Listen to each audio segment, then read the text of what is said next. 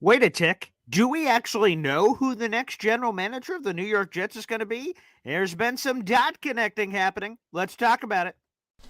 I'm going to lose my gosh darn bananas. Boy Green Daily starts now. Zoinks!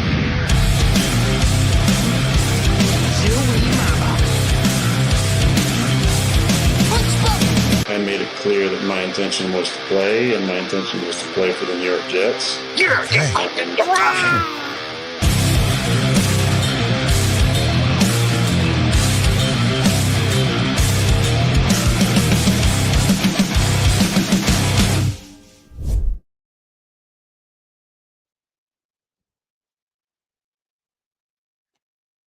What's going on, everybody? I'm Paul Leston Jr., a.k.a. Boy Green.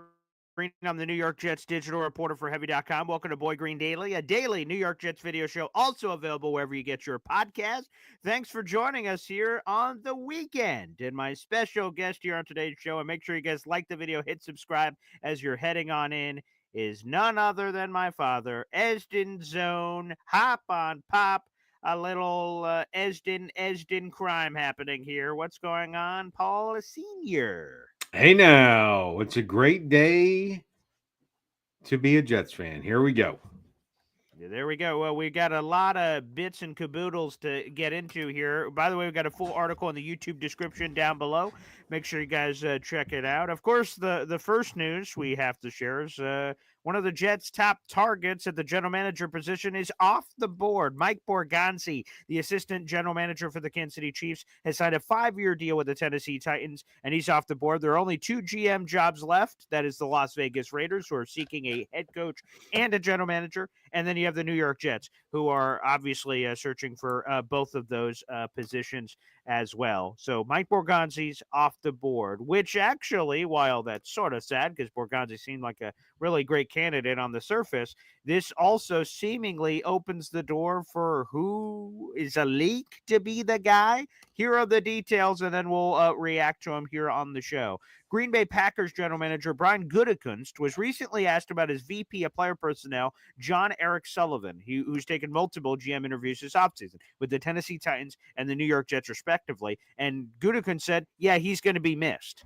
And a lot of people went, missed? Does that mean that he knows that JES is getting a GM job? Again, the only 2 jobs that Sullivan is interviewed for is the Titans job and the Jets job. And I just mentioned the Titans filled it with Borgonzi. So bing, boom, bam. Is JES coming to the Jets? I will note that he has been requested for an interview from the Las Vegas Raiders, but at the time of this show and the time of the article, he has yet to take that interview at this point. So before we get any further, Pop, those are the pieces.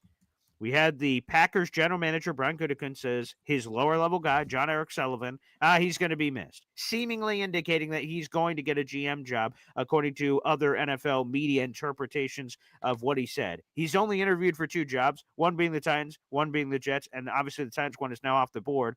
Is it safe to assume what a lot of people have? And again, shout out to Michael Nanny of JetsXFactor.com for first spotting this yesterday and putting these pieces together.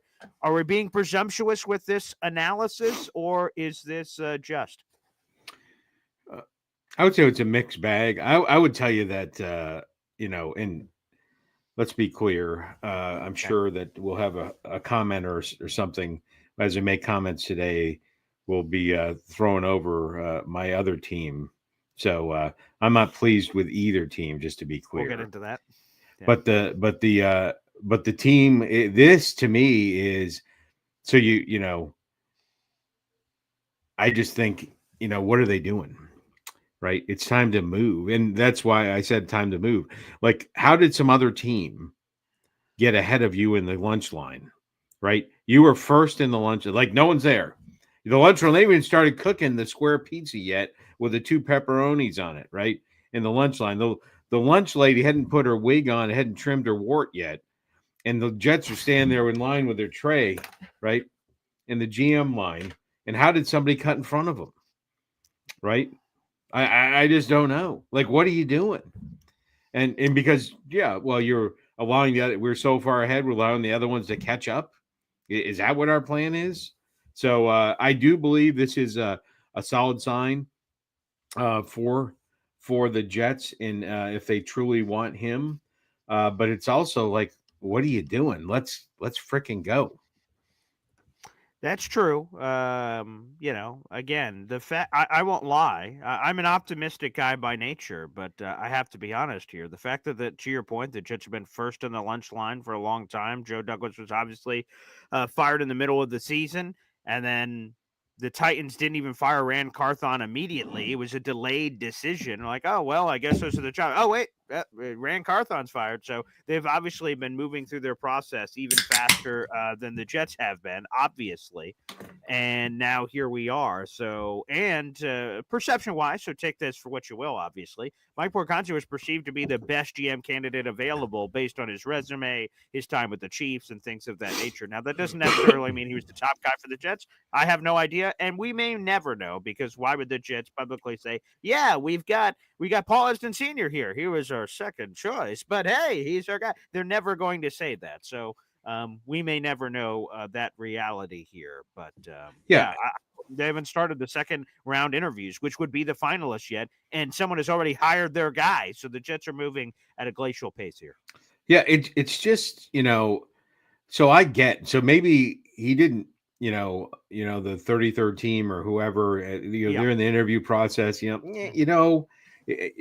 done an interview before, and unbiased, right? I was the best person for the job, but I said something stupid during the interview, and it didn't seem that way to me. I said something it meant as a joke during the interview, and I didn't get that job because of that joke, that misstep in the interview.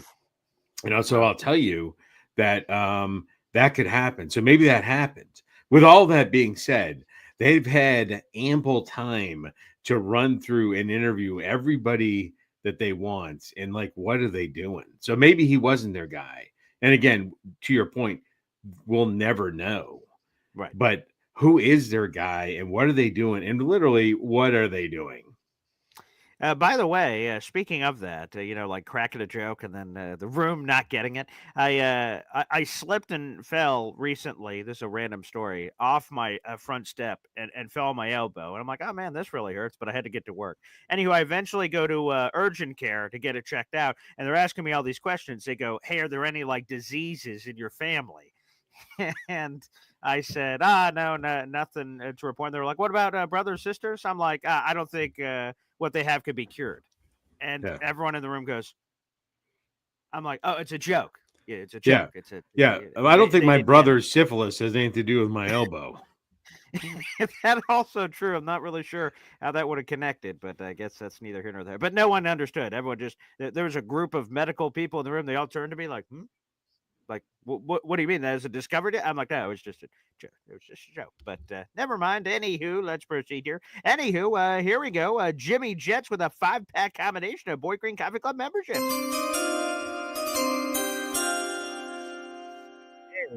Very nice. All right, beautiful. Let's read those 5 new members to the Boy Green Coffee Club, or only some of them, I guess. Okay, DKL Thomas Gannett. So sorry, it looks like YouTube's having those issues again, but 5 people certainly got them. We were able to read 2 of them. Pop, can you see with Jimmy Jets? No, just two. All right. Well, sorry about that, folks. But either way, we're keeping track of it and all the memberships. I just want to give a special shout out to anyone who sent in super chats and memberships yesterday. I saw all of them.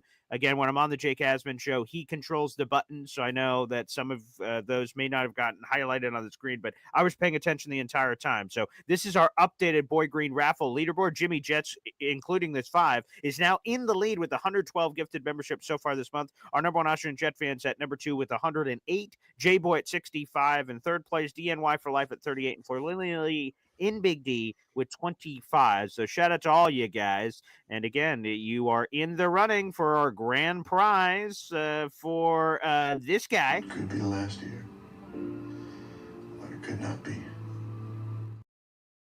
Yeah, you could win or you could not. But we'll see. Let's show this up on the screen, baby. The Aaron Rodgers Nike Atmosphere Heather Gray jersey, $50 Boy Green merch shop gift card, and the custom laser engraving extravaganza with Jets logos and Boy Green all merged together with license plate, pens, coins, and so much more. It's some pretty cool stuff. One lucky winner will win all that. Obviously, the more raffle tickets you have, the more opportunities you have. Those are all based on Boy Green Coffee Club memberships, which, by the way, you can buy in the YouTube description down below. Join the Boy Green Coffee Club here. Click that, and you can become a member. It's only $2.99 a month. Or you can gift memberships if you're watching on YouTube. That's hit the little money signs, the final option, gift channel memberships, and there's no limit. You can gift as many as you'd like. Obviously, the more raffle tickets you have, the better your odds are. Look at that Aaron Rodgers package. It could be last year, or it could not be, Pop. Huh? I've heard his package is a little overrated. But anyways, Whoa. just for the record, the joke I said during the interview was not like that joke. It was related to a question. It was not a dick joke or three guys walking to a bar joke or a political joke. It was related to a question I had been asked. So okay, there you go. Well, I'm glad we were able to clarify that. Now, we've asked your opinion on this John Eric Sullivan guy and the Packers guy and how this could all work. Again, to me, I think it is a little presumptuous. Again, the Jets haven't started their second round interviews yet because, like, this is what people are saying ultimately would have happened. John Eric Sullivan, the Packers guy, that he already did his first interview with the Jets, and he's so giddy from the interview. There's no way the Jets said, "Hey, you got the job, pal." So, but the interview just could have went really well, and he's giddy. He goes, "Oh my God, Brian Gutekunst, I'm going to get a job, man. That interview went great." And then all of a sudden, everything goes south.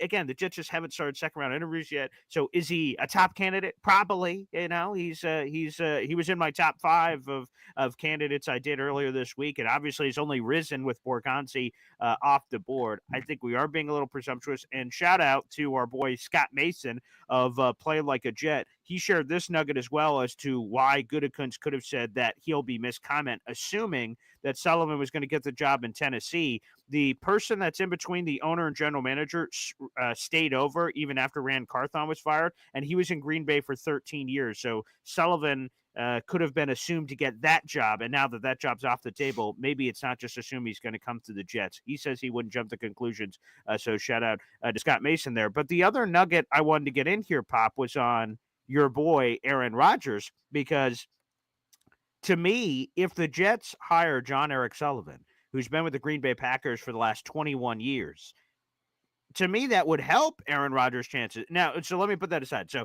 John Eric Sullivan, 21 years with the Packers, okay? Woody Johnson's come out and said, hey, whatever happens with Aaron Rodgers, if he comes back or does not, is on the new head coach and general manager. So I want to make sure that part of the story is out there as well. So now we get to a general manager that could be potentially the next guy for the Jets, who's been with Aaron Rodgers for 18 of those 21 years in Green Bay. Basically, he has been with Aaron Rodgers the entire time from the beginning to the end. I think that would help because I think there's a lot of people that have opinions about Aaron Rodgers that, like, if they're a Texans fan, they have opinions about Aaron Rodgers, but they don't see the day-to-day of Aaron Rodgers, and people make assumptions and think they know things. And then when they see him on their team, like me, I can't tell you how many interviews and podcasts and books that I've read now about Aaron Rodgers during his 2 years here with the Jets. And I've learned all kinds of things, and all kinds of things I thought I assumed before to me are no longer true now. I just have a much different perspective on him. So I think someone that actually knows him, like John Eric Sullivan for 18 years, I think that would help Aaron Rodgers' chances. He has to decide whether or not he wants to retire. But if there's a GM that has a long history with him, I think that would increase Rodgers' chances of being back in 2025. Is that being presumptuous? Can we talk about his name for a second first? J-E-S? Yeah. No, the John Eric part. Yeah. What? Why would you have a hyphen first name? What does that mean? Well, I don't know what that means. That's exactly my point. And he's like the John. I He's like the John person that's like too full of their own shit. They drop the H. Like, what's up with that? And I've never seen John Eric. It sounds like a Canadian thing. God bless Canada. But I don't know. I never saw those two names hyphenated before. Yeah, that does feel very royal-esque, John Eric, because it's like the Von Erich, sort of like wrestling. But I'm seeing here there's other examples apparently of hyphenated first name combinations. Mary Ann. Sure, like Billy Bob Cooter, or what was that guy? Who was the offensive coordinator for the Lions? I believe that's John Bob Cooter, but John Bob Cooter. Yeah. I could never watch a Lions game when they'd flash him. Jim Bob Cooter. It's Jim Bob. Cooter. Have you seen my Yeah, Jim Bob Cooter? Which, by the way, where is he right now? He is the offense coordinator of the Colts. So there you go. Okay, shout out There you to go. Jim Now Bob Cooter. that is someone I would like the Jets to hire in any capacity, just so they'd have to say his name occasionally. But Sure. no, right. But yeah, Anyways, that is true. John On the Eric, hyphenated great first odd. name thing, like, apparently that is Canadian thing. Oh, I said didn't it. know I that. called it. So, okay, there you go. So shout out Hey, to Zach John Eric. Wynn. Hey, anyways, Yeah, normally that's like a last name marriage thing, but anywho, that's neither here nor there. But yeah, should we tell is- should we tell the story about my brother? Yeah, please do. That's a goodie. Make Okay. sure I make sure Grandpa can watch us in the top right hand All corner. right, of make our sure screen he's up listening here. to this. Yeah. So my brother, this is not disparaging my brother, just to be clear, but I got to tell this story. So, I went to his wedding. I was in my brother's wedding party, and my father was a very standard, typical, born in 1940, traditional kind of person. Okay. And so at the point that they, at the wedding, that the bride and groom come out and they announce the names. Now, God bless anybody can make any choice in life they want. But if you knew my father and you didn't talk to him about this before he found out with a couple hundred people, you would think it was a bad thing. So so they announced, and my brother had made the decision to hyphenate his last name with his future wife's. Yep. And so they go, we'd now like to announce Mr. and Mrs. Steven Stroud Esden. And then normally there's a round of applause when that happens. So then this is what happened. So I'm sitting there, and by the way, I didn't know either. And so the sounds heard immediately after is my dad's response, and then my response to my dad's response, like that. If you had a video of it, I don't know if they videoed it or not, but anyways, they're like, we'd like to now announce Mr. and Mrs. Stephen. Da, da, da, da. And all of a sudden, in that moment before the applause comes, you hear the old goat go, "What the fuck?" And he yelled it out. He's like, "What the fuck?" And knowing my father, you would have at least given him the courtesy of a heads up. Yeah. Hey, just so you know, I've decided this is gonna be coming to hyphenate my last name with my wife's. And then after it was what the fuck, I think I had to be caught because I was laughing my ass off. So I almost fell on the floor. No, but again, to be clear, you can do whatever you want with your last name. I don't care. But to not tell my dad that was what you were going to do ahead of time. I don't know what you thought was going to happen. Hundreds of people. Right. And he was not right. He didn't have a good filter when he was, So, which, by the way, your brother-in-law, he thinks that's funny. I still think, and by the way, this was 29 and a half years ago, and it's as funny then today. Just his reaction, not what my brother chose to do. That's not what I'm laughing at. My dad's reaction. And I would have bet money. I would let me sell everything I own to what's going to happen when this happens. If I had known, I would have called Vegas. Hey, will you give me some odds on this? Oh, you would have been able to guess that would have been it. Oh yeah. Anyways, yes, that's good. Yeah, so that's a funny story. I'm glad that you told it. So yes, again, just to reset the landscape here, we got 400 people in the room. Like the video, hit subscribe.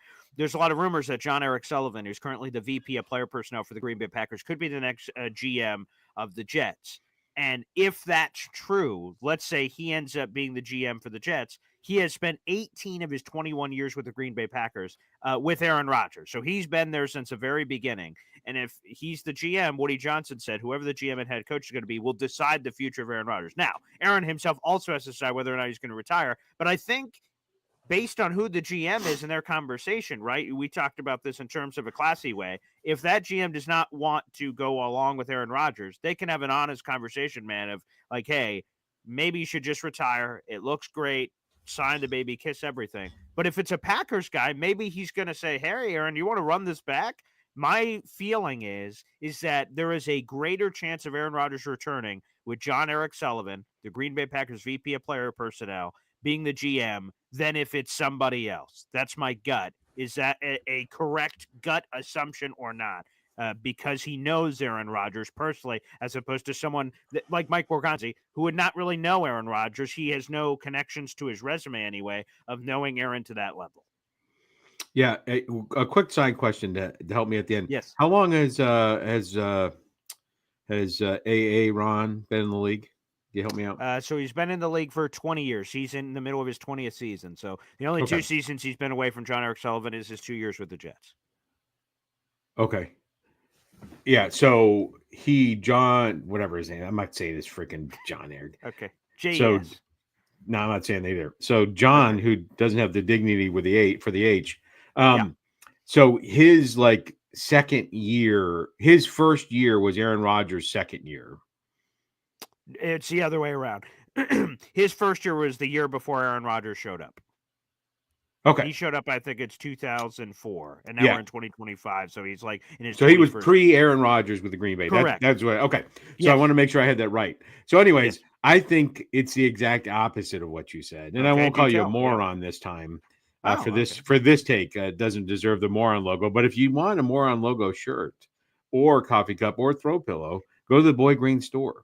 Anyways, link down below. Yeah. Link down below. Coffee. If you're here drinking coffee, why would you not do it out of a Boy Green coffee cup? You could get a moron coffee cup. But anyways, I think it's the exact opposite, right? And I would tell you that just think about this guy is attractive, not like sexually attractive, but this guy's attractive because realize what he has done as his role. And I don't know what his role has. He been the same position his whole time with the. I actually have his full thing in front of me here. So he's been the VP of Player Personnel since 2022. He spent 4 seasons as the co-director of Player Personnel, so kind of a natural progression there. He's also served time as the director of college scouting. He joined in 2004 as again intern in 2003, which ultimately led to him being hired in 2004, and he's been here ever since. So he's done college scouting and then to his current role of VP of Player Personnel. So just kind of rose up the ranks. Yeah, so I would say it's a hard no. This is not good for AA Ron, right?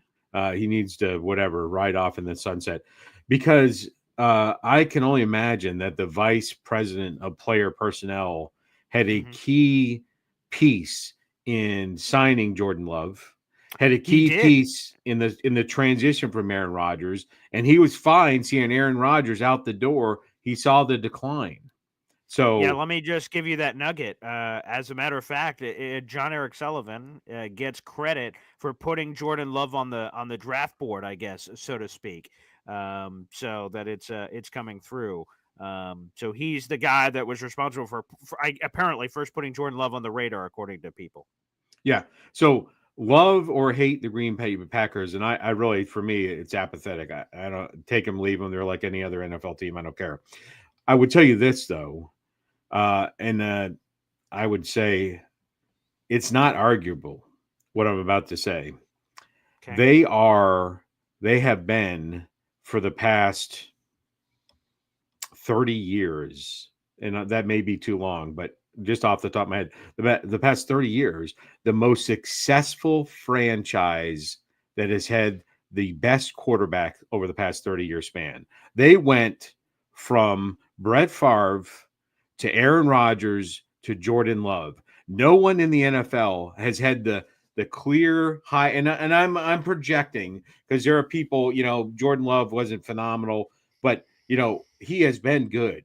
He is, very much so. Yeah. And so you look at that from Favre to Rodgers to Love. The Jets would be stroking out if they could be that lucky. And because I don't know how long Favre played. He played, I think 30 years is a good guess because, AA Ron's about 15, 16 years with the Jets, and Favre was about 15 before that, and now Jordan Love. So it's about 30 years. They probably had the best quarterback position in the NFL for the past 30 years with those 3 players. And I would hazard a guess that it's probably the fewest amount of quarterbacks that people have had in 30 years. If you chopped off the Love and just covered Favre and Rodgers for that long, the fewest number of starting quarterbacks. And they're Iron Men because they never got hurt either. Yeah, probably. Yeah. And so with that being said, John without the H, right? He was part of all of that. And that is what the Jets need. So this is to me is a must have, especially if you put Jordan Love on the thing. And right, he's not, all the nuts and bolts. He put him on the board, and he's part of the conversations of the development as a vice president of player personnel. And that's exactly what the Jets need. But I would tell you, him coming in, he saw the decline of Aaron Rodgers, right? Pre-injury, all of the excuses, right? And I would say he had a large say in allowing Aaron to leave the building in a similar fashion, really, to how Brett Favre left the building. I have to just give nothing other than a big fat touche on him being responsible for the Jordan Love piece is how it could factor in. There's no doubt. Although my counterpoint, if I was to have one on John without an H, is that while he submits the card on Jordan Love, which starts the process of eventually them trading up to get this guy who is the heir apparent, Aaron said, "Hold my beer." And then is exactly what Taylor Sterling said, but even more closely, right? They're like, they judge and prognosticate. Oh, boy, Aaron's closer to the end than the beginning here. We got to look at the next plan. Again, they draft Jordan Love. And then Aaron has back-to-back MVPs. So John also was there for, oh, shit, I thought he was done. I was wrong. Hand up. Boy Scout honor here. Oh, boy, my B. He's actually still got more in the tank, so maybe that is part of the process as well. Again, I think it's fair to note that Jordan Love's stuff because it's obvious they started churning the engine here. You wouldn't draft Jordan Love if you thought Aaron was going to play as long as he did, so it's a very unique scenario. But he also saw Aaron say, "Hey, fuck you, buddy. Here's back-to-back MVPs. Here's 2 more MVPs in the face of adversity, which happened as soon as Jordan Love arrived." So I think that's a compelling piece of the puzzle too. And then he was that what you just said was true. And then the past 3 seasons, John without an H, I guess you were right.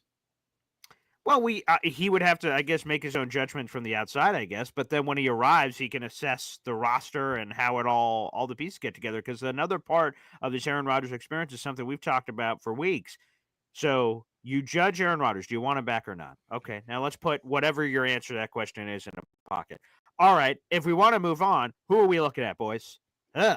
Okay, now we go on to this. Can I, John without an H, and whoever my HC would be, can our culture coexist with Aaron Rodgers? Because Aaron Rodgers has a lot of extra that comes with him on being the quarterback. He's simply not just the quarterback of the NYJ. There's a lot of stuff that comes with that. Can my action and his, can those two things coexist? If they can, okay, I think we have to move on from Aaron Rodgers. If they can, Aaron Rodgers is good enough where we're going to be able to work through that difference. Phenomenal. I think those are the other follow-up questions that have to happen here. Yeah, and I would tell you what, I would watch. I'm the GM, I'm whoever. All I would have to do is watch Ron talk to that used to be punter one time, and I would have enough of Aaron Rodgers. Like, shut up. But anyways, Taylor Sterling, by the way, you've been taking a peek at my draft board for the 2025 with your comment a minute ago. So we're going to have a conversation of that here in the not too distant. I don't want to spend too much time talking about it, but that is 100% who I want the Jets to take with near the last pick of the 3rd round. Wow. Okay. Well, why not? We'll just transition to it. And I normally only play this for memberships, but before the show started, my father told me, "Hey, man, I know exactly who the New York Jets should select with the 7th overall pick." And I'm like, "Well, January 18th. Okay, let's hear it." He has not told me yet. I wanted to save the raw reaction for the show. He told me he knew who the Jets should take, who they should take, or at least the position with the 7th overall pick. And they said, "I know exactly who to pick with their 3rd round pick." I'm like, "Really? That's a super deep pick because the Jets traded their own 3rd round pick to the Raiders for Devontae Adams. So this is the Lions pick that they got last year from allowing the Lions to jump into the draft. They gave them a future 3rd round pick to take their 4th round pick, which was, again, savvy move for the ghost of Joe Douglas. Very nice move there. I always like that. So yeah, feed it to us. Give us the 7th overall pick take, and then give us your 3rd round take. Yeah. So let's start it with the Jets with where they're at. And I know that everyone, experts inside, outside the building, talk about the talent on the Jets roster. To me, You need a vision, a plan, and you need to plug some holes. And so, with that being said, the biggest hole that needs to be plugged is the defensive line. I don't think it's a question. And I would get Mason Graham from the University of Michigan. 7th overall. 100%. Okay, nice. I would take him 7th overall, and that would be if we can get him, because I believe he's going to go higher than that. Yeah, but right, I would take him. He would definitely be my number one try. We need a fatty in the middle. And by the way, I don't have it in front of me. I was okay. By the way, if I can find it, I was doing some a little prep, but crap. But anyways, long story short, as a backup, I would take now. If we went to my second fatty pick, we would have to trade back and do some dance, because I wouldn't take this person at number 7 based on his current rating. But it's Mason's partner from Michigan, who's is projected to go in the 20s, and I don't have his name in front of me right now, but I'll find it in a minute.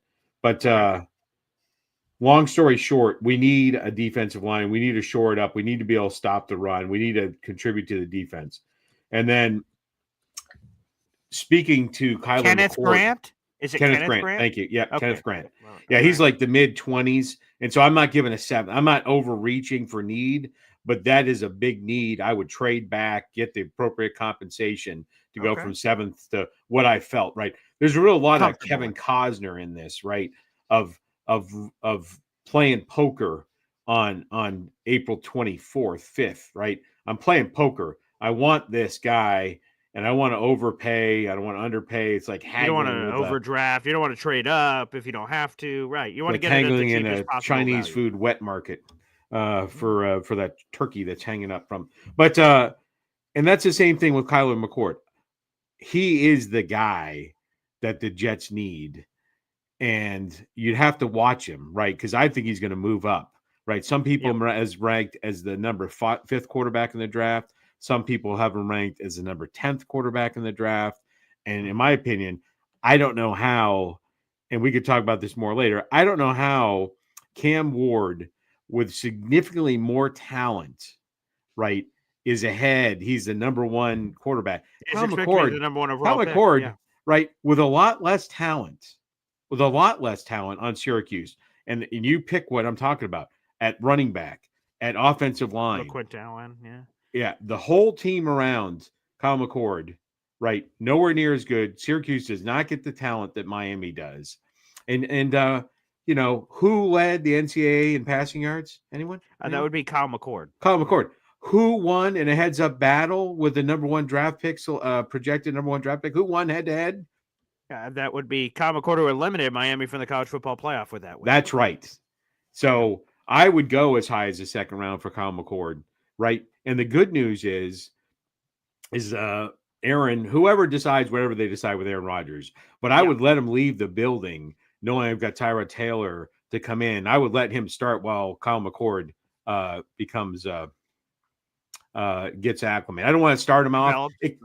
Right. But it's obviously that, there's 3 quarterbacks in NFL playing at a high level their first or second year in the NFL. 2 of them are still in the playoffs.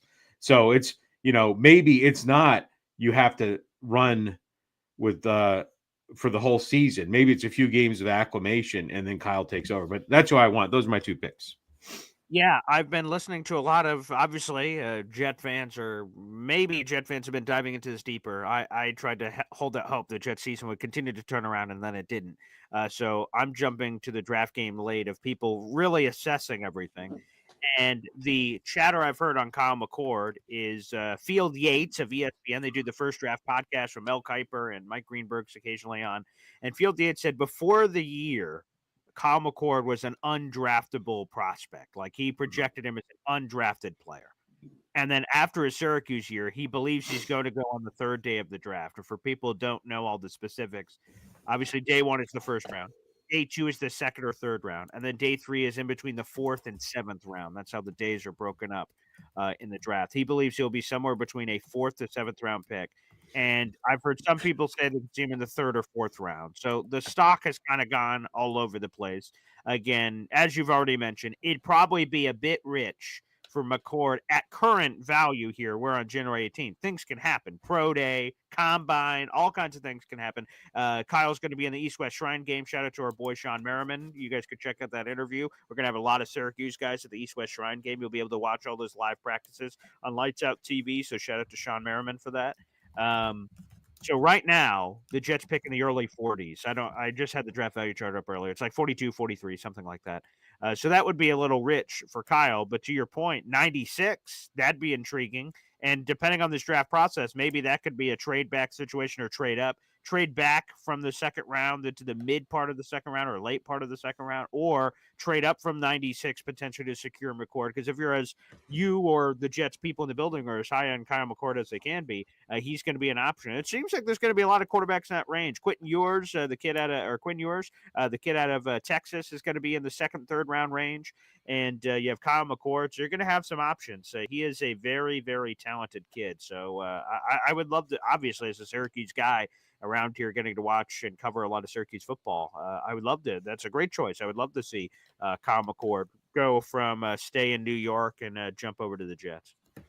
Yeah, and I don't know, undraftable. He took one of the top football teams in the country to an 11-2 record, and then he goes Ohio State for those without the bingo card, right? He took them to an 11-2 record, over 3,000 yards passing, and then he goes, see ya, goes to Syracuse and leads the NCAA in passing. So I don't know what we're even talking about.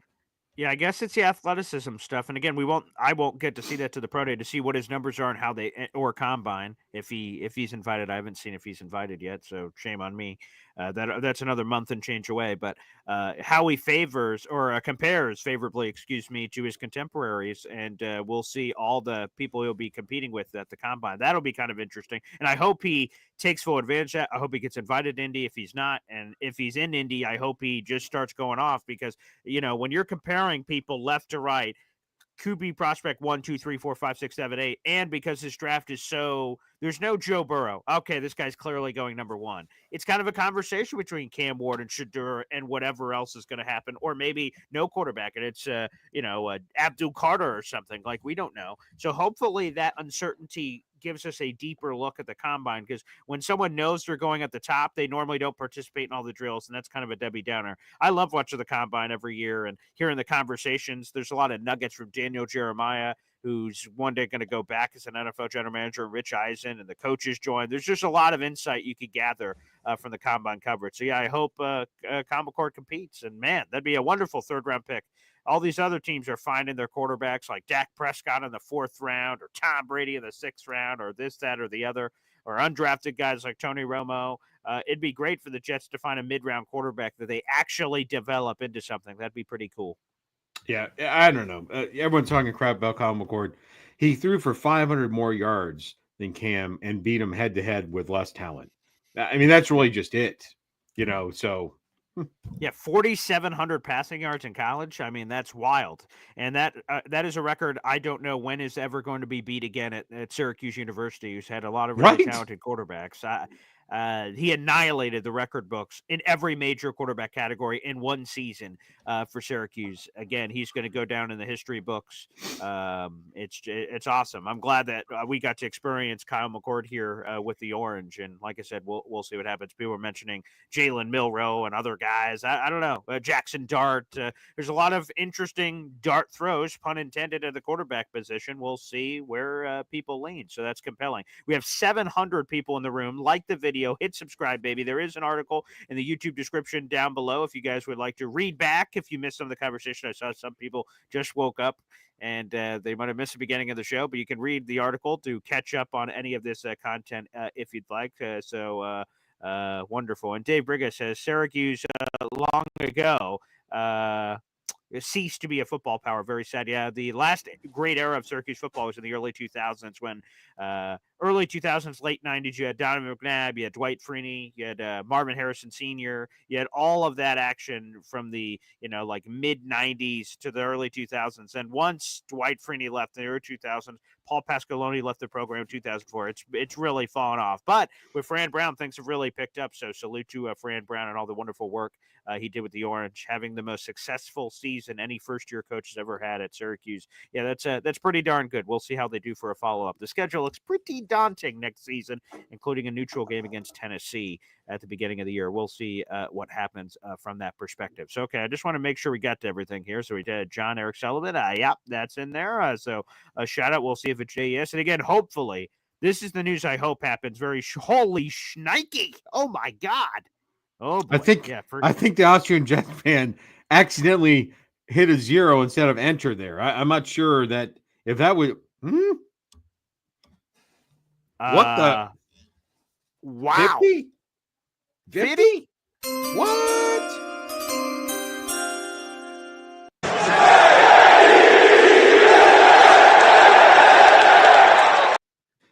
So just so you know, it's like you're like going back and forth in an auction, and it's like I've got this.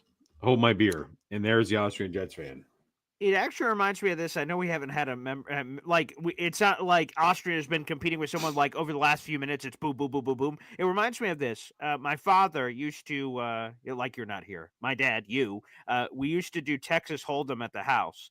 And sometimes you'd play multiple games in a night. You have one game, right? Everyone, you got 10 people around the table all playing Texas Hold'em. We're all, you bet little. The ante starts here, but it increases as you go through the game. People get eliminated. And then you're like so fired up at the end of a first game. And the second game, all of a sudden, first hand, all in. What?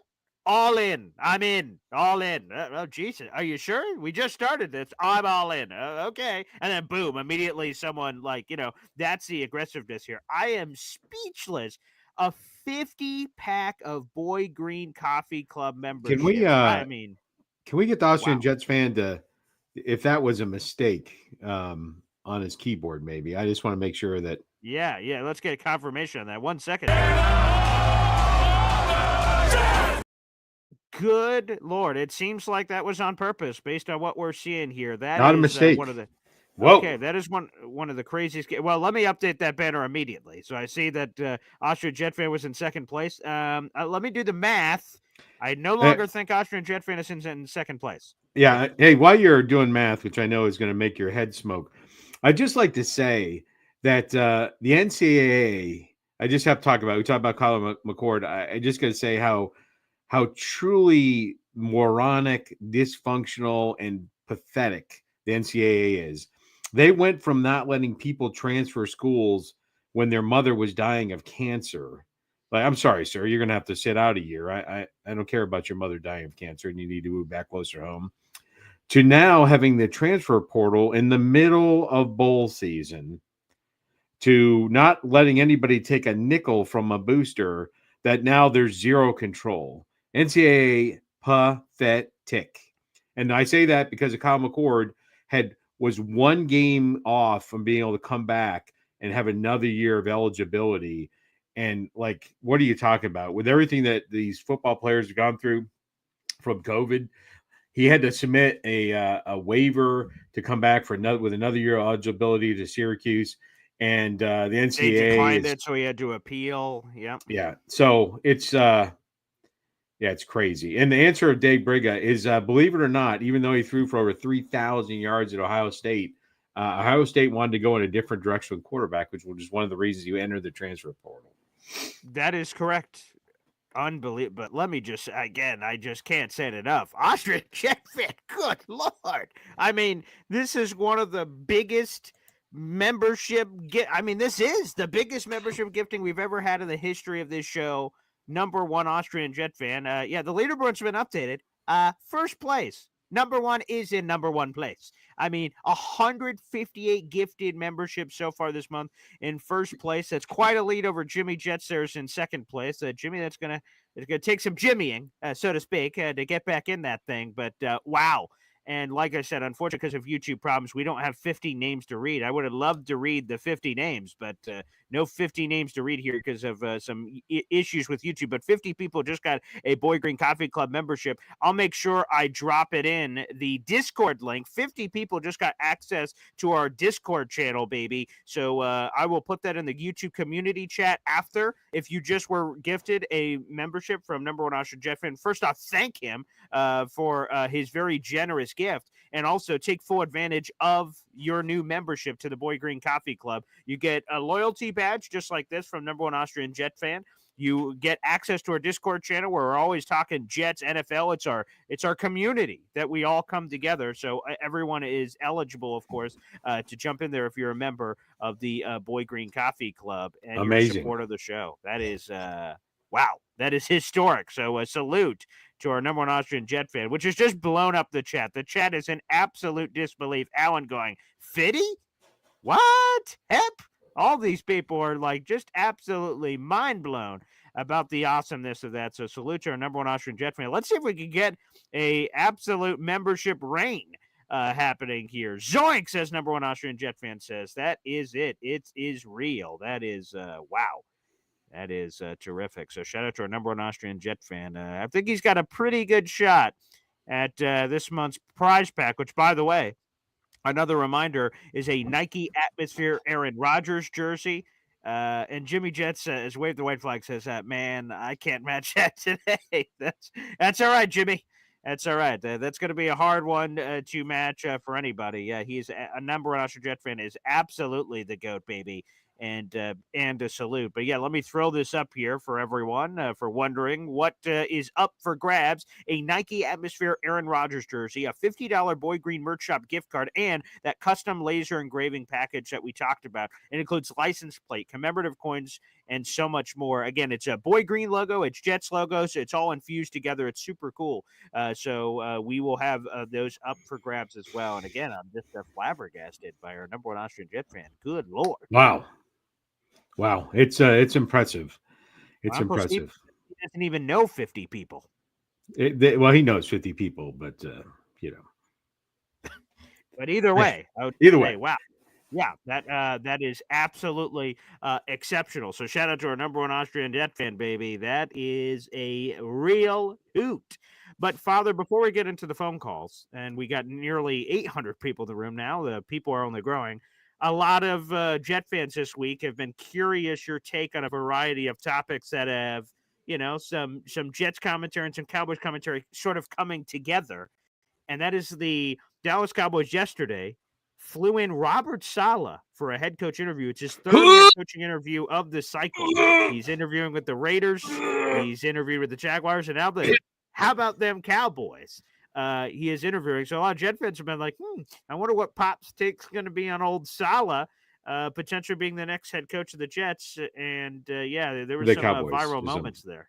Yeah, head coach of the Dallas Cowboys. Yeah. By the way, gross, pathetic, embarrassing.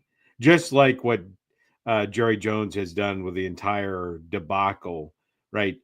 Like it defies logic what he's doing, and he's truly making it.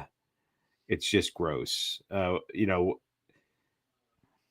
could you not know what at the moment that the Cowboys are out of the playoffs? You have all those meetings with Mike McCarthy, and then you figure it out. And then you're like, respectfully, we're going to part way. And you make that decision 2 or 3 weeks before the season's over. And then instead of letting it ride until the end for no reason. I mean, it's just stupid. But anyways. And I believe he was the first name too. Like, no, Dion was rumored, but like the first actual name interview requested, I believe, was Robert Saleh. And I will throw that one out as well. Austrian Jet fan says it. Apparently, also on the table. So Saleh is just a really attractive guy.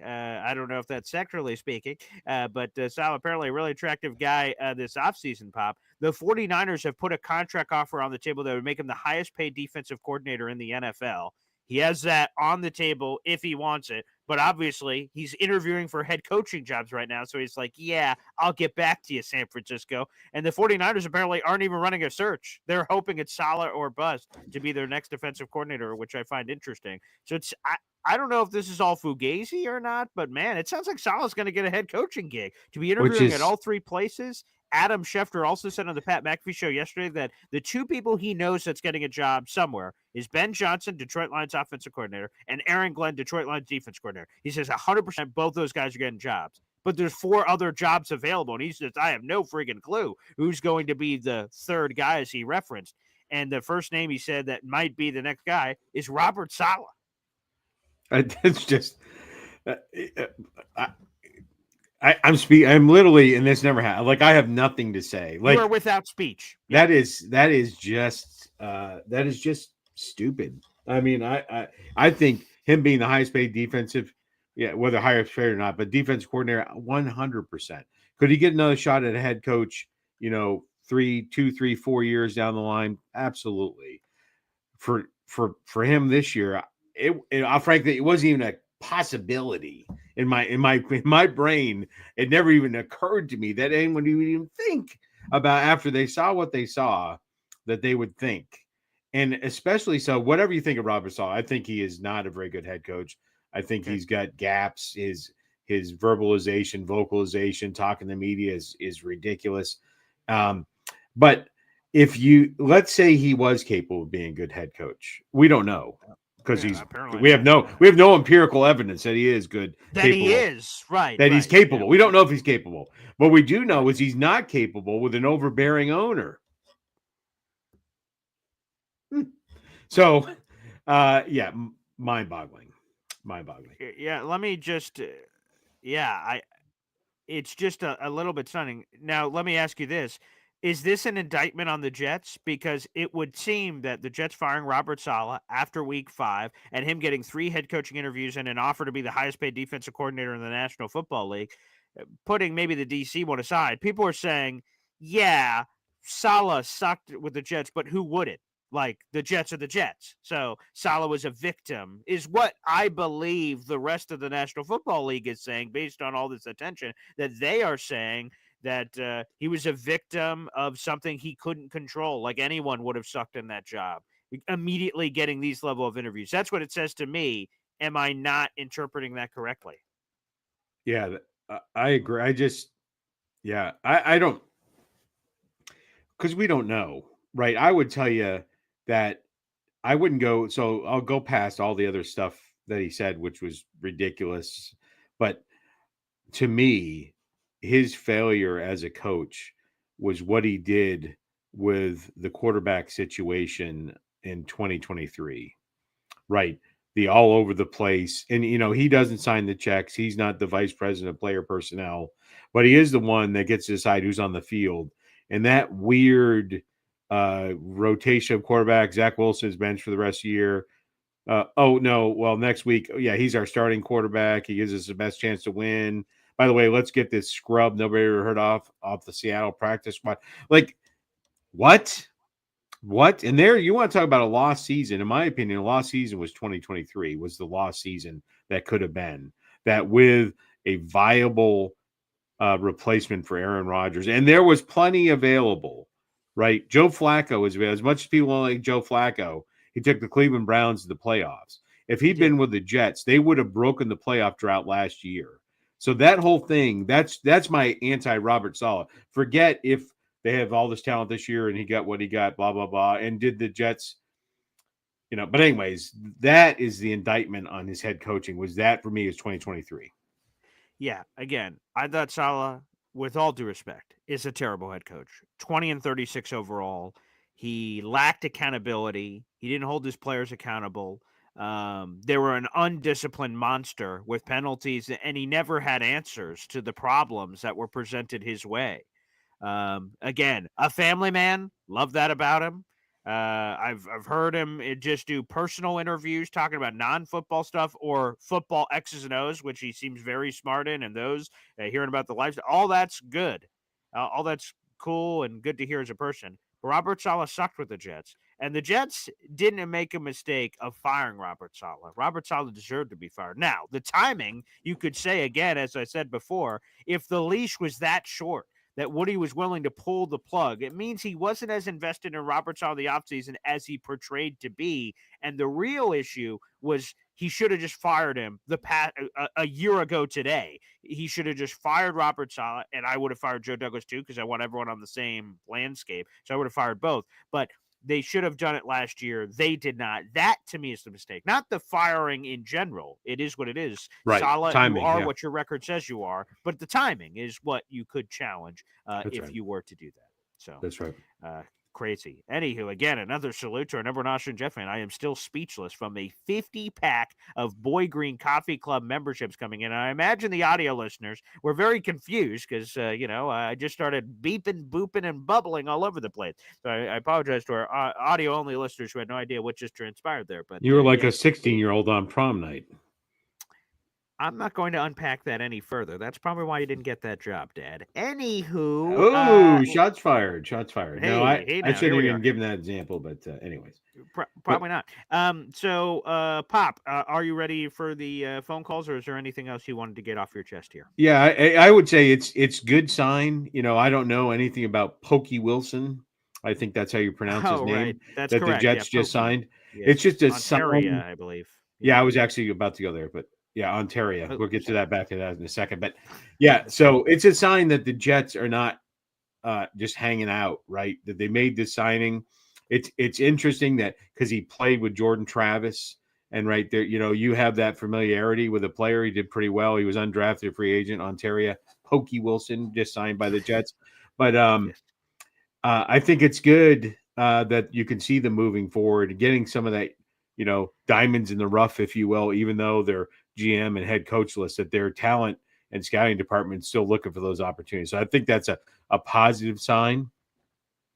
And I was going to tell a story about name. So I guess your name, you wouldn't be that charmed up with the name of Pokey unless your first name was Ontario.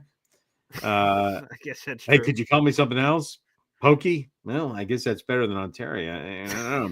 But I was at work this week, and there's somebody, and I've met this person once or twice, but somehow this guy's name came up. So I'll give you the background. This guy's name, his first name is Harold. Harold. Okay, that's very common. Well, I don't know, super common, but I've his first name is Harold. So I will now separate some time and space from saying his first name to his. Now I will tell you, his parents were sick, kind of like this Ontario. His last name is Bush. Harold Bush? That's correct. But you know what? Unlike Ontario, Harold owns it. And if you go on and look up his name on social media, it's not Harold Bush. Is it Harry Bush? he puts on there. And this is not a joke. He goes, "Hey, nice to meet you. I'm Harry Bush." And you're like, "I'm sorry, what'd you just say?" But yeah, no shame, no hiding it, right out there. And he puts that right in your face. Wow. Well, that's certainly colorful. I will say, for those who don't know, Pokey Wilson is a former college teammate of Jordan Travis at Florida State. They spent 4 years together. He was an undrafted free agent in 2023. Right. He was an undrafted free agent. Played or went through the offseason with the Chargers, didn't make the final roster cut, then played on the Winnipeg Blue Bombers, and then now he basically requested his release from the CFL so he could join on an NFL team. So there he is, Pokey now on the Jets. Also have a little story in there in that article. You guys could check it out on Heavy. Also talking about Jordan Travis and some of his rehab and recovery and the total mystery, quite frankly, that he is heading in. So Pokey Wilson, welcome to the New York Jets. And shout out, by the way, you mentioned that operations are still happening as the Jets are, doing this GM and head coach search. Phil Savage at the Hula Bowl, I saw him taking a picture with Connie Carberg, the first female scout in NFL history. We all love Connie in our Jets community here. And she was taking a picture with Phil Savage at the Hula Bowl. So obviously he's still doing his role as the current interim GM. We got a new member to the Boy Green Coffee Club. They punched their own ticket in. That's Bill M. Baby. You just got yourself a raffle ticket to our contest for the end of the month. Again, one lucky winner will receive a opportunity to win that grand prize pack. Only one person will win that. And Bill did what all of you can do if you're watching the show. Again, we have 800 people in the room. Like the video, hit subscribe. That's a free way to contribute, and it means a lot. I know not everyone has the financial means to gift 50 memberships or be able to support financially in those crazy ways, but the free way to contribute is by liking the video, hitting subscribe. It helps spread the gospel. We're getting closer and closer. My next big goal for subscribers, I'd love to get to 10,000. We're at like 7.2 thousand. So let's see if we can find our way there sooner rather than later. That would be amazing. But Bill M., you just punched your ticket to the Boy Green Coffee Club, which we appreciate. You have a raffle ticket to our giveaway, and also you have access to our Discord channel now, the Boy Green Coffee Club, which Derby dropped a Discord invite link in there, and all you have to do is sign up through your YouTube, and you'll have free access to that by virtue of your YouTube membership. So Bill M., we appreciate that, buddy. And everyone, like I said, that's watching the show can punch in their own ticket to the Boy Green Coffee Club in the YouTube description down below. It just says, join the Boy Green Coffee Club here. It's only $2.99. You can support the show. You can get a raffle ticket for a giveaway and have a lot of fun with us in our Jets community on Discord, which is a lot of fun. My pop's on there too. He's always cracking jokes and getting things in there, so you guys can enjoy that as well. And Bill M., thanks, BG. Welcome to the show, Bill, and we appreciate you. And good luck. We will see. Hep has set the line. We need 10,000 by May of 2025. So sweet. Let's see if we can get this over the course of the offseason. That'd be cool. So tell your mama, tell everybody, spread the love. If each one of us introduces this to a Jets fan that we know, we could get there in no time. So subscribing to the channel is absolutely free. Like I said, we'll see if we can get to 10K sooner rather than later here for Board Green Daily. We're live every single day at 7:30 in the morning. All right, let's do this. We're going to open up the phone lines next. If you guys got questions, comments, or anything else, we'll get to all that on the show next. Boy Green Daily, Boy Green Daily, Boy Green Daily. Talking just football, man. Boy Green Daily, Boy Green Daily, Boy Green Daily. The New York Jets Football Club. Wow. Offense, defense, special teams. Watch the Super Bowl season with Boy Green. J-E-T-S. Jets. Boy Green. There he is, Hep, baby. Wow. Again, I am still in aftershock from a 50-pack of Boy Green Coffee Club memberships. Number one Austrian Jet fan, salute to you, and salute to you forevermore, my friend. Let's get to the phone lines, baby. That is pinned on YouTube, youtube.com/BoyGreen25. If you're watching on Facebook or Twitter, you'd like to interact with the show, the most optimal way to do so is by watching on YouTube. That's where you can like the video. That's where you can subscribe. That's where you can become a member. That's where you can call into the show to react to anything and everything we're talking about here, New York Jets and beyond. And with that being said, let's go to the legend himself, Hep, here on the program. Good morning, Hep. Hey, Pop. Hey, Paul. How you doing? I'm curious. There's rumors going around that Rodgers may be going across town over to the Giants. Have you heard anything about that?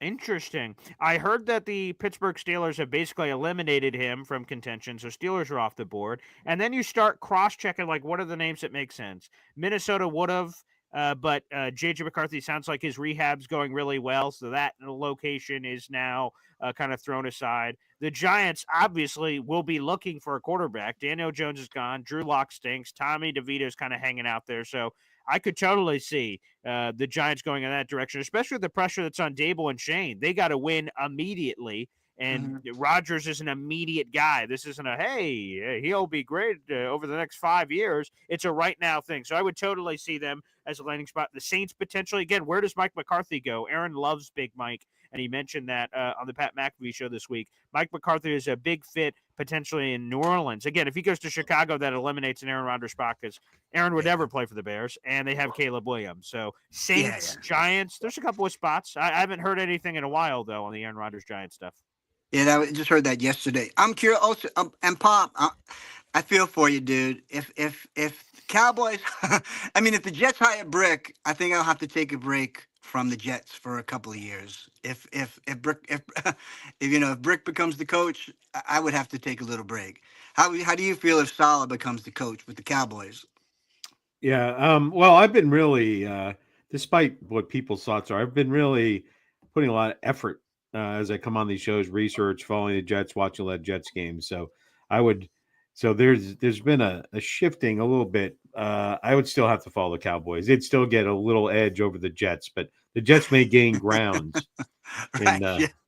But I would tell Hep this: if the Jets hire Jeff Ulbrich I mean, there is not an adjective I can use. Well, I'll certainly find some if that happened to describe what would be going on in the show. Like all the betting sites, again, they're betting sites. They have Ulbrich in the top 3, and I'm like, what the fuck? What the? We'd have to do this show with paper bags over our heads. Yeah, exactly. I mean, Paul would shave his beard right on this live on the Oh my stage. God, there is so many things I would do. I would channel my grandfather, God rest his soul. I'd be like, what the fuck? At the press conference, Jeff Ulbricht's announced. I'm like, what? Is this a joke? He'd be like Adam Sandler. That's fucked up. 100%. What the fuck are we doing? So the fact that he got an interview, that's got to be a salute to you. But he's third. You powered through the season, but full time, permanent. I know. What are we talking about?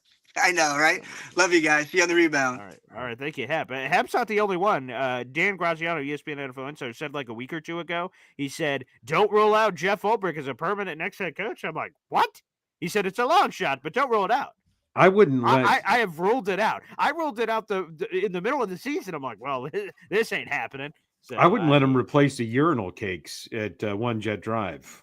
It's just, I just don't understand. Anywho, let's go back to the phone lines. A favorite of the people. His calls have earned rave reviews among critics. June the GM joins us here on the program. Good morning, June. How you doing? Can you see the shirt? Murderer's Row, baby. Whenever I'm stressed out, I have to put on some Yankee gear because I remember the championships with Derek Jeter and company. Your memory's that there good? You go. Yeah, it's been a long time. I know. I know. Trust me, I know. So I keep hearing us Jet fans, we're stressed out over the head coaching situation, right? Yeah. Here's the reality. We got to get the GM first. I'm from the old school when you pick the GM and then let the GM make his decision, because as fired up as some people are about Flores, some people are fired up about Aaron Glenn like me. What if it is somebody like a John Sullivan? He might not even like Aaron Glenn. He might try to bring in the DC from the Packers. What if it's a dark horse? What if it's the guy from Washington that we interviewed that has a nice resume? Lance Newmark. Correct. It might not be a coach that none of us are talking about. I don't think we fumbled the bag with Borgonzi. I didn't like him anyway. I feel that Andy Reid just runs everything down there, and everybody else is just underneath Andy. That's my thinking with that. It is hard to discern. I just want to say that for Matt Nagy, like what does he do? He's offensive coordinator. He doesn't call plays. So what's his role? Same thing. So it's a total touche on that. It's hard to pick when you have great success. Who's responsible for the Chiefs' success? Is it just Patrick Mahomes? Is it Andy Reid? Is it this guy? Right. This guy? I don't know. That's an office space. What is it that you actually do here? They do here. Exactly. I'm a people person. A lot of people yesterday were arguing about is Aaron coming back, who's going to be our quarterback. None of that matters. What matters is by the end of this weekend or early next week, we have to have a GM in place. We can't fumble this bag. If we hired the wrong GM, which would be that idiot out there who ended Andrew Luck's career, or we get that Robinson who was in the Titans who had Vrabel so depressed, Vrabel almost had a mental breakdown. We need the right GM. For me, like I said, I like the young gunner Hallaby. I also like, Chris Spielman. Grew up watching him, had the pad on his neck, used to kill people on the field, changed the culture in Detroit. Somebody made a comment. They said that, I would rather have someone who came from an organization that had to get turned around. I agree with that theory. That's why I like Chris Spielman. That's why I like the guy out there in Washington, because to be honest, man, the Jets are unlike any other organization in the history of sports. I wanted to tell you this. Tell me if you felt this pain. Okay. Aaron Rodgers comes out with the flag. I had a tear in my eye. When he goes down, my wife hears me upstairs. She's like, what happened? I said, stay upstairs. Just stay upstairs. You know what it brought me back in memory too? What's that? Sports Illustrated on the cover. Vinny Testaverde. Just for the Super Bowl. First drive against New England with driving up their ass. 1999. And he tore his Achilles. Only the Jets. Only organization can be looked at least as contenders for Super Bowls, and both quarterbacks tear their Achilles. To be a Jets fan takes a special type of human being. I'm not gonna lie. It's like we all like the penguin in the show. We all have a little penguin in us, you know. Pops, let me ask you this, Pops. Let me ask you this, Boy Green. If you had to pick the GM now, but all the faithful in the world and say, I think this guy can turn around this God-forsaken organization, who would the GM hire be for you guys? I'm going Brian Gaine. I think, again, I think there's two choices to me, but you're asking for one, I'm giving one. But Brian Gaine or Thomas Dimitroff. But my gut says Brian Gaine, a former Jets player, a former Jets scout, a Bill Parcells guy. He's been all over the AFC East. He's been with the Dolphins. He's been with the Bills. He's been with the Jets. He's been a general manager. He sat in that chair for a year and a half. Again, very unique circumstances in Houston, but he got that opportunity and then rebuilt himself as the assistant GM with Buffalo. He's my guy. And he's said to people before, basically, that this would be a dream job for him in the same way that Aaron Glenn did. All of that to me, the resume, the want to, all of it to me, I'd love to see Brian Glenn as the next general manager of the New York Jets. Yeah, and this doesn't happen very often, but I agree with Boy Green. And holy shit! And really, because he brings both sides of the spectrum. He was actually in role, as in acting, he was in role, and then he went to Buffalo. And we were all talking 6 months ago, about. We couldn't name any of the Buffalo wide receivers, or was it, we did a contest. Was it Buffalo wide receiver or is it hot dog stand vendors? And nobody could tell the difference between who was who. And then Buffalo came out and beyond the wide receivers and everything else, and they're slapping people around. So I'm very excited. Whatever game, that's the game for me this weekend. So yeah, Gain is definitely who I think is the number one candidate. I'm not too, funny thing, out of all the GMs, I haven't really studied him too much. Maybe it's because he's been underneath the radar and he's been a late interviewee. Mm-hmm. I think the game of the week will be the Detroit Lions against Washington. Although I picked the blowout, but don't be surprised if the young gunner, that boy Daniels, man, I like him. I like him a lot. I think that might be the game of the week. I think people got to be careful with the Rams. That's right. People got to be careful with the Rams. Matthew Stafford, his wife be having him so stressed out. He plays the game to release his stress. He's dangerous. He's dangerous. But I hope we get the hire. Do you estimate that we will have to hire by the end of this weekend, early next week? God, I hope. I think we'd have to. Yeah, I hope it's sooner, to be candid. I hope this hiring is happening. So today's Saturday. I'm praying to the gods that we're getting some, second interview has been scheduled with blah, blee, blue. All the, it's coming Saturday, Sunday, Monday. And then you do the second interviews and boom, we have a hiring by Tuesday, Wednesday. And then all of a sudden we're doing in-person head coach interviews. That's what I hope the next couple of days is going to look like, June. And have you heard any word about how Flores and McCown did in the interviews? Because I haven't heard anything. I don't think you will. Yeah, I don't think you will hear anything. Yeah, and you may never hear anything. Yeah, we'll see how those go, but we have not heard anything yet at this point. And Pop, congratulations on your next head coach, Deion Sanders. Prime time's coming to Dallas. All right, that'd be better than Saleh. June, thanks for the call, man. Appreciate it. Yeah. My gut right now says it's going to be primetime. Pop, I know the bacon light is on, but because you won't be on with us tomorrow, we got games today. Can you give us your quick picks? I got three quick things here. I'll go to first of all, I would tell you that the chance of the Commanders being the Lions is the same chance that if Dan Campbell stepped in the octagon with Dan Quinn of who's coming out. So percolate on that.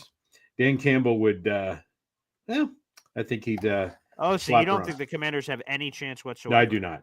Yeah, I'd like the Chiefs to win. I mean, I'd like the Texans to win. I don't think they will. I think they got the win they shouldn't have got, and they should be happy. I think the Okay. Lions will crush the Commanders. They'll scalp them, if you can still say that. I don't think so. But I think that, yeah, you can't say that. I'm sorry. The Rams Eagles, that could be the Sunday games to me are the games that literally the point spreads are the point spread of the massive. Rams Eagles is a little silly. I think the Rams 6.5. could Yeah. come steal the Eagles lunch. I think that's a real thing. If they could stop the run, I would always let Big Jalen if. Hurts. I would always put the ball in Jalen Hurts' hands every day. Over Saquon. Yeah. Yeah, and so I'll take the Rams, and then I think the Bills. I think the real MVP will show up and show out, and that is Josh Allen. Oh, I real quick, I guess, just because we're here. Yes, I don't think the Texans have any chance. Their pass rushers against the Chiefs' offensive tackles, that's their chance, I guess, to take over the game. Danielle Hunter and Jonathan Grenard are pretty damn good, but the Chiefs are going to win that one. I think the Commanders are going to make it very, very interesting. I think that's going to be an incredibly close game. I still have the Lions winning that one. Again, the Eagles beat the piss out of the Rams the first time around in LA. I think Eagles win that game. And give me the Baltimore Ravens. I think they smack. Well, I don't think they did smack around the Buffalo Bills first time around. And I think it should be a fun game. But, come on. But Ravens are going to win. So I would like to breathe as I dip. That's for my daughter Haley. She likes it when I say dip. Apparently, that's some new kids. You know, little sus or Riz or Rez. She doesn't like any of those words. Yeah. But I would like to say that happy anniversary to my lovely wife who's cooking bacon right now. 32 years on Monday. So cheers to another 32 years. Right. It was more likely. No one projected I would live to 32, let alone be married 32 years. So shout out to my lovely wife. Happy anniversary. There you go. Crochet that one on a pillow. Didn't think I was going to, live to 32 and now 32 years of that. So congrats. Throw it up there for Pop. And you said again, what's the date on that? That's coming up on when? Monday. There you go. Beautiful. So happy anniversary, Pop. I hope you guys enjoy some great time together. That should be a doozy. So enjoy your, the bacon light is on. So go enjoy that, Pop. We always enjoy having you on the program. All right. There he is. Pop, join us here on the show. Thanks, everybody, for tuning in to an absolutely historic program. 900 people in the room. Baby, like the video. Hit subscribe. We're live every single day at 7:30 in the morning. We also have bonus shows on Tuesdays and Thursdays. We do Boy Green Meets Woody. That's at 3 o'clock. We just had Sean Merriman. Sean lights out Merriman this past week, telling cool Jet stories of his former teammates Antonio Cromartie and LaDainian Tomlinson, why he doesn't believe Aaron Rodgers should retire and should come back to the Jets. He had a lot of great takes, so check out that if you guys have not seen it. And we're working on other massive interviews as well, guys, so make sure you guys check that out. We'll be having those coming up on the channel as well. Let's go, baby. And another salute to our number one Austrian Jet fan, who obviously is the current leader in our Raffle leaderboard clubhouse with 158 gifted memberships.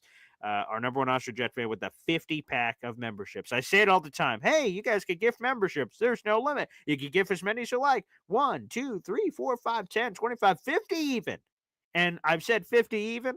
And I never knew if someone would do that. And boom, it has happened. So celebration to our number one Austrian Jet fan.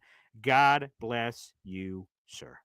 Thanks, everybody, for tuning in, and we will see you tomorrow for Boy Green Daily. Enjoy the 2 wildcard games again today. We got Chiefs-Texans. That's at 4:30 on ESPN, ABC, ESPN+.